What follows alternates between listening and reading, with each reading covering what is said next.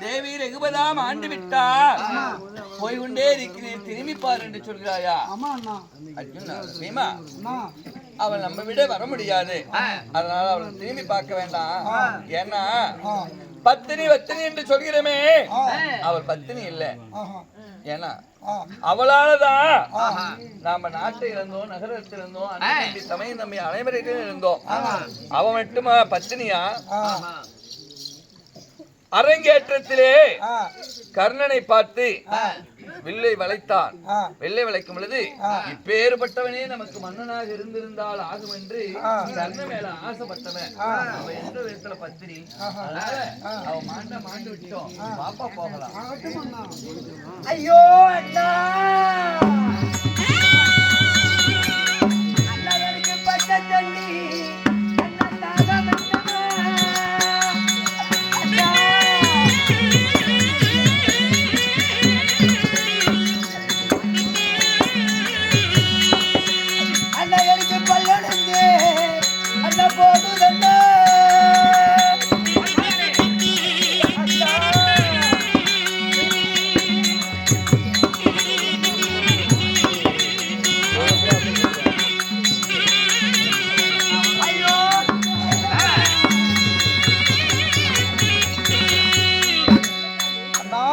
தம்பி, அரண்யமான காணகத்துல இப்படி கரடு சிங்கம் புலி இப்படி இருக்குங்க மிருகங்க இடத்துல உன்னை பின்தொடர்ந்து வந்து கொண்டு இருக்கும்போது தம்பியை சகாதேவன் இந்த அரண்யமான காணகத்துல மடித்து விட்டானு கொஞ்சம் திரும்பி பார்த்து சொல்லிங்கண்ணா.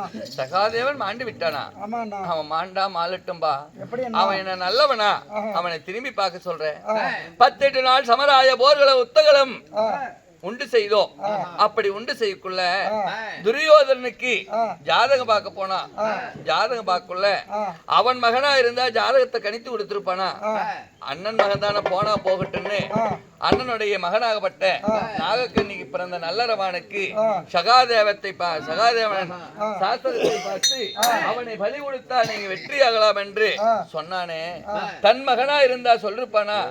அடுத்த மகன் போனா போகட்டும்னு ஜாதகத்தை கற்றுக் கொடுத்தவன் போனா மடியிட்டும்பா, நீ பின்தொடர்ந்தி வா.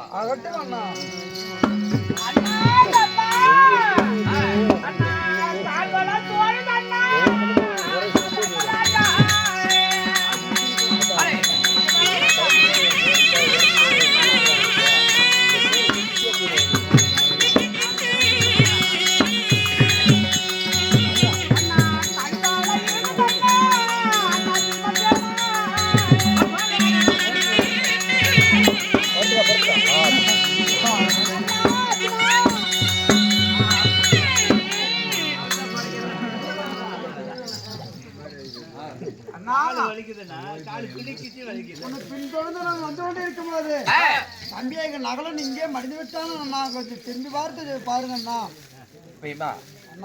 நகலம் போனா போகட்டும்பா. 18 நாள் சமராய போர்களும் செய்தோம். போர்களத்திலே புறவியில வல்லம்சாலி யாரு? நகலன். நகலனுக்கு தான் எந்த புறவி எப்படி பூட்டினால் அது ரதத்துல போகும் என்று அவனுக்கு மட்டும்தான் தெரியும், மற்றவர் யாருக்கும் தெரியாது. அப்பேறுபட்ட நகலா இந்த புறவி எந்த பக்கம் போகும் சொல்லி கொடுப்பானத்துக்கு கற்றுக் கொடுத்தத மற்றவருக்கு யாருக்கும் செய்து கொடுக்கவில்லை. அதனால இந்த புறவி இந்த பக்கம் போகுன்னு ஒருவருக்குமாவது சொல்லி கொடுத்திருந்தா நாம இன்னும் ஜெயம் பெற்றுக்கலாம் அப்பயே. அதனால அவன் சொல்லாத போய்விட்டான். அவன் போனா போகட்டுமா, கற்றவத்தையே அடுத்தவங்களுக்கு சொல்லி கொடுக்கலாம்.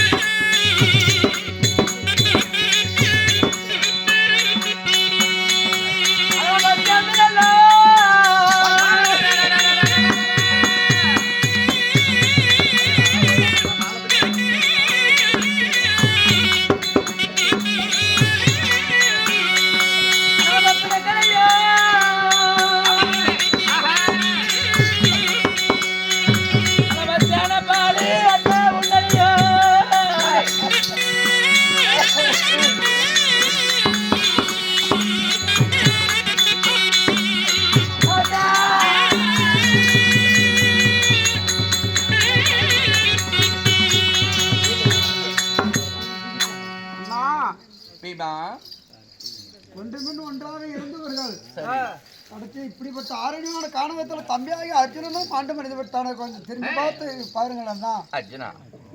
அர்ஜுனன் மடிந்து விட்டான் திரும்பி பாருன்றாயா பீமா. அவன் நல்லவனா இருந்தா நான் திரும்பி பாப்பம்பா.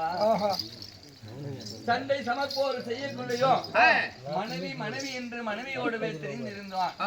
அது மட்டுமல்ல, சமராய போர்களத்துல ரதம் செலுத்தினார் யாரு? மாமனாகப்பட்ட எம்பெருமான் சீனிவாசன் ரதம் செலுத்தினார். அப்ப ரதம் செலுத்தக்குள்ள பின்னே நின்னு மாமா இந்த பரம் போய் என்று கையால் நீட்டி காட்டவில்லை. அப்ப என்ன செய்தான்? மாமனை கால்ல எட்டி காலில் உதைத்து இந்த பக்கம் போன்னு காலால உதைத்தவன் அவன் வைகுந்த பதிவு வந்து சேர முடியுமா? முடியாதப்பா. போனா போகட்டு வா.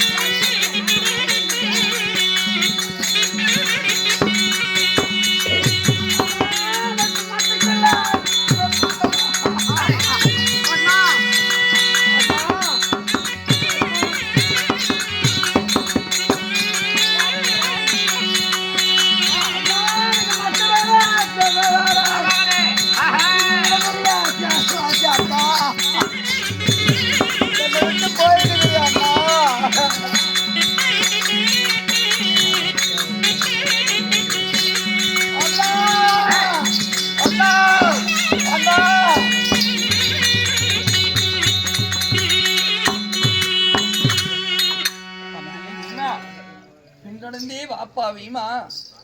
வீமா வீமா வீமா குரல் சத்தம் கேட்கலையே. வீமா ஐயோ தண்ணி.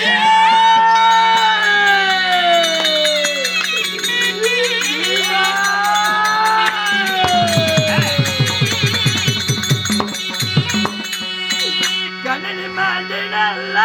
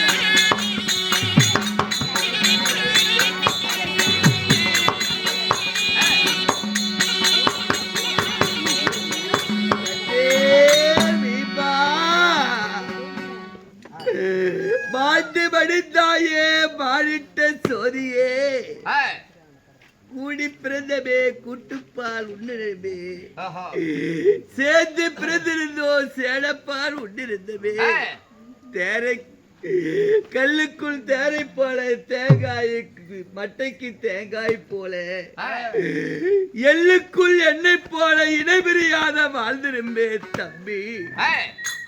வெகுமனா நகலன் சகாதேவன் அர்ஜுனன் அனைவர்களும் ஆண்டார். திரும்பி பார்க்கவில்லையே, அவர்களெல்லாம் தவறு செய்திருந்தார்களே பீமா. ஒன்றும் அறியாத உத்தமனாக வாழ்ந்திருந்தியே பீமா. சாப்பாட்டுக்கு சண்டை மட்டும்தான் உனக்கு தெரியும், மற்றது எதுவுமே தெரியாத வாழ்ந்து விட்டு போயிட்டியே. போட்ட சோத்த திம்ப வச்ச வேலையை செய்திருந்தையே வீமா. இது மட்டும் தானே உனக்கு தெரியும், மற்றது எதுவுமே தெரியாது. நல்ல உள்ளத்தோடு வாழ்ந்திருந்து அண்ணா தர்மா அண்ணா தர்மா அப்படி என்று சொல்வியே பீமா. இல்லைக்கு அண்ணா தர்மான்னு கூப்பிடுவதற்கு இல்லாத போயிட்டியே.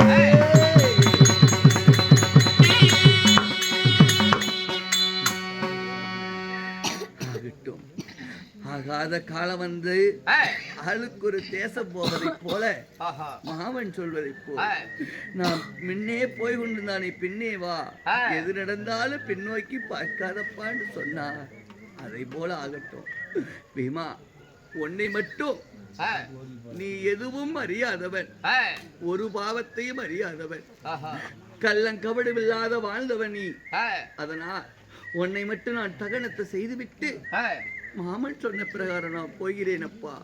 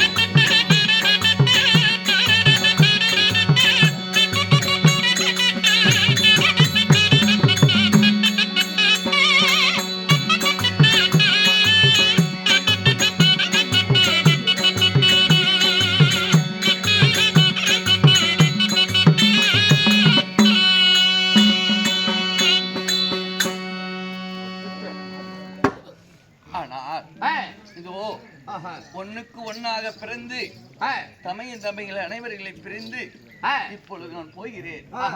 பாமனாகப்பட்டவர் வைகுந்த பதவி சேர்ந்தார் இல்லையா? வைகுந்த பதவி போல போல பெருத்ததோர் ஆறு ஆற்றை கிடந்தால் வைகுந்தம், வைகுந்தம் அடையலாம் என்று தர்மராஜா போய் கொண்டிருக்கிறார். அப்படி போய் கொண்டிருக்குள்ள இந்த ஆற்றை தாட்டணுமே அப்படி என்று எங்கே பொன்னுலோகத்து இந்திர பகவான் அவர் வைகுந்த படை அடைய வேண்டும் என்று இந்திர பகவானாகப்பட்டவர் சொர்க்க ரதத்தை எழுப்புறார். அப்படி ரதத்தை எழுப்புவது இந்த ரதத்தை ஏறி கொண்டு போய் விட்டு வந்துருங்க சொர்க்க பதவியில வைகுந்த பதவியில அப்படின்னு சொல்லி அங்கிருந்து விமானம் வருகிறது. அப்ப அதற்கு முன்ன தர்மருக்கு முன்பு ஒரு தள்ளாடு வயதான நாய் புழுவும் செய்யுமாக ஒளிவு கொண்டு வருது. அந்த நாய் அதான் நன்றி உள்ள ஜீவனா நாய் ஒன்றுதானா, அது தர்மராஜருடைய பாதத்துல வந்து உள்ளதுதான். அதனால் பாதத்துல விழுந்த உடனே இந்த நாய் நம்ம போலதானே இருக்குது அப்படின்னு அதை எடுத்து தோல் மேல தூக்கி போட்டு கொண்டு தர்மராஜர் போய் கொண்டிருந்தாராம். அப்ப போன உடனே இந்த விமானத்துல ஏற்றி ஒண்ணு அரசனாரப்பா அப்படின்னு சொல்லக்குள்ள அந்த நாயோட போய் விமானத்துல ஏற போனாராம். அப்ப அந்த விமானத்தை கொண்டு வந்தவர்கள் ஐயா ஒன்ன மட்டும்தான் இந்த விமானத்துல ஏற்றி வர சொன்னாங்க, இந்த நாயை ஏத்தனா நாங்க ஏத்த முடியாது, அதனால நாயை விட்டு வந்தா இந்த ரதத்துல ஏறலாம், இல்லையே ரதத்துக்கு இடமில்லைன்னு சொன்னாங்க. அப்ப தர்மராஜர் சொன்னார், இந்த நாயோடு வந்தால் ரதத்துல வருகிறேன், இல்லன்னா எனக்கு ரதம் வேண்டாம், சொர்க்க பதவி எனக்கு வேண்டாம் அப்படின்னு சொன்னார். அப்ப உடனே அங்கே நாயாக இருந்தவர் யம தர்மராஜா. ஏன்னா தர்ம தேவதையோடு வருகிறாரா இல்ல தர்மத்தை நீதி நெறி அழிந்து விட்டதா இதை அறிய வேண்டும். ஏன்னா தர்மமாக இருந்தா நீதி அழியாத மன்னனாக இருந்தா இத தூக்கிட்டு வருவாரு. நீதி அழிந்திருந்தா இது போனா போகட்டும் அப்படின்னு விட்டு வந்திருப்பாரு. அதனால நீ தர்மத்துக்கு வள்ளலாகவே இருக்கிற அப்படின்னு சொல்லி அதை யாரு யமதர்மராஜனாகப்பட்டவரை காட்சியளித்து அங்கிருந்து திருப்பி விமான பதவியாக ஏற்றி இங்கே வைகுந்த பதவி அளிக்க போகிறார். அப்படி போகும் வழியில யார் துரியோதனாதிகள் அனைவற்றவர்களும் அங்க இருக்கிறாங்க. அப்படி இருக்குள்ள பீமன தர்மராகப்பட்டவர் போய் கொண்டிருக்குள்ள நமக்கு முன்ன இந்த துரியோதனாதி வந்தாங்களே அவங்கள ஒரு சொல்லி எட்டி பார்த்தலாமே அப்படின்னு எட்டி பாக்குறாரு. எட்டி பார்த்த உடனே துரியோதனனுக்கு அங்கேயும் போய் நல்ல புத்தி இல்ல, அண்ணா போகிறதே போற எங்களை ஒரு கை கொடுத்து தூக்கி விட அப்படின்னு சொல்லி அங்கவஸ்திரத்தை கொடுத்து தூக்கு நினைக்கிறாரு. அப்ப தூக்கு நினைக்குள்ள அந்தலயே இழுத்து தருமரையும் போட்டுக்கலாம் அப்படின்னு நினைக்கிறாங்க. அது முடியாம அந்த வனத்தில் செல்கிறார்கள். வைகுந்த பதவி போக்குள்ள அவருடைய சிற மட்டும் உள்ளே போயிடுச்சு. இந்த முண்டமாகப்பட்டது இன்னைக்கும் எம்பெருமானுடைய அந்த ஆலயத்துல தர்மர் சிரம் பாதத்துல கிடக்கும். குண்டோட கைலாசமா பொந்தியோட கைலாசம், உந்தியோட கைலாசம் போறது யாருன்னா இந்த தர்மர் மட்டும்தான். அனைவருக்கும் இந்த பாண்டவர்களோட அனைவரோடு சென்று இந்த பொந்தியோட போகிறார். அப்படி போன உடனே இந்த கைலாச பதவியில நமக்கு முன்ன அறநெறி தவறாத பொய் சொல்லாத வாசகனாகப்பட்ட அரிச்சந்திர மாமன்னன் வந்திருக்கிறார் இல்லையா, அவரை பார்க்கணுமே அப்படின்னு சொல்லி காவலாளியில கேட்கிறாரு. அப்ப காவலாளி போய் அரிச்சந்திர மாமன்னன் சொல்றாங்க, ஐயா பூலாக தர்மர் வந்திருக்கிறார், தர்மராகப்பட்டவர் உன்னை பார்க்கணுமான்னு சொல்ல. அப்ப ஐயா அவர் பொய் சொல்லாத தர்மர் என்று சொல்கிறாயே, தர்மராகப்பட்டவர் நீதி அளித்தவரா என்னன்னு நான் பார்க்கணும், அவர் பொங்கனவரா பொங்காதவரா அறிந்து பார்க்கணும். அதனால் இதோ 7 திரை இடுங்க, 7 திரைக்கு அந்த பக்கத்தில் தர்மராஜன் நிறுத்தி இதோ என் பெருவிரலை மட்டும் காட்டுறேன், கால் பெருவிரலை மட்டும், இந்த பெருவிரலுக்கு எந்த ஒரு சேதம் இல்லாந்தா தர்மருடைய முகத்தை பாக்குறேன் அப்படின்னு அரிச்சந்திரன் சொல்றாராம். அப்ப திரையிட்ட உடனே அந்த வனத்திலே சுமாதானத்தில் அமர்ந்து யார் அரிச்சந்திர மாமன்னனுடைய பாத விரலை காட்டுறாங்க. தர்மர் பார்க்கிறார். தர்மர் பார்த்த உடனே அந்த பெருவிரலாகப்பட்டது கத்திரிக்காய் பிஞ்சு அழிவினது போல அவர் பெருவரில் அழிவிருச்சான். அப்பதான் அரிச்சந்திரன் சொல்றாராம், பொய் சொல்லாத தர்மர் என்று சொல்கிறிய, இவர் எப்படிப்பா என் விரலை பார்த்த உடனே அழிஞ்சிருச்சேன், இன்னும் என் முகத்தை பார்த்துருந்தா என்ன நடந்திருக்கும், தர்மர் பொய் பேசாதவரா அப்படின்னு சொல்ல. அப்பதான் தர்மர் நினைச்சு பார்த்தாராம். அப்ப ஒரு நாள் தினத்துல பொய் பேசிட்டாரு தர்மர். ஆமா, ஏன்னா குருவாகப்பட்ட துவானரை மடிக்கணும். அப்படி துவானரை மடிப்பதாக இருந்தா பகவான் என்ன சொல்றாரு, தர்மா இன்றைக்கு ஒரு நாளைக்கு மட்டும் குருஷேத்திரத்துல அர்ஜுனனும் குருவாகப்பட்ட துவானரும் வில்லெடுத்து போர் புரிவார். அப்படி போர் புரியக்குள்ள அர்ஜுனா ஆடத்தல குஞ்சரம் குஞ்சரம் அப்படின்னா அஸ்வத்ராமனுக்கு ஆபத்து வந்துவிட்டதுன்னு நினைச்சுக்குவா. அப்ப வெளில கீழே போட்டுருவார் குருவாகப்பட்டவர். அப்ப அர்ஜுனன் மானபிரேகம் செய்து விடுவார் அப்படின்னு சொல்ல. அப்ப இருவர்களும் போர் மனைக்குள்ள அர்ஜுனா அழுதலை குஞ்சரம் குஞ்சரம் சொல்லக்குள்ள மகனாகப்பட்ட அஸ்வத்ராமனுக்கு ஏதோ ஆபத்து வந்து விட்டது அப்படி என்று பதறி வயலே இருந்த வெள்ளை எடுத்து துவானர் கீழே போட அர்ஜுனன் பானபிரேகம் செய்து விட்டார். அப்ப குரு மாண்டு விட்டார். அதனால் அன்று ஒரு சொல்லு சொல்லாதிருந்தா இந்த தர்மருக்கு நீதி தெரிவிக்கும்.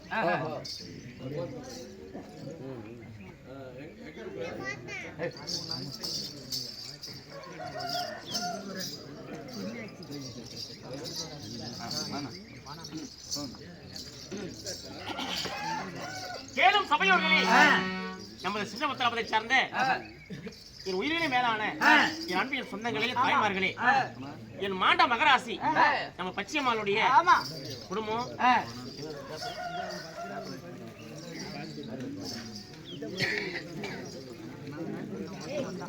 பச்சையம்மா நம்முடைய குப்பக்கவுண்டருடைய குடும்பம்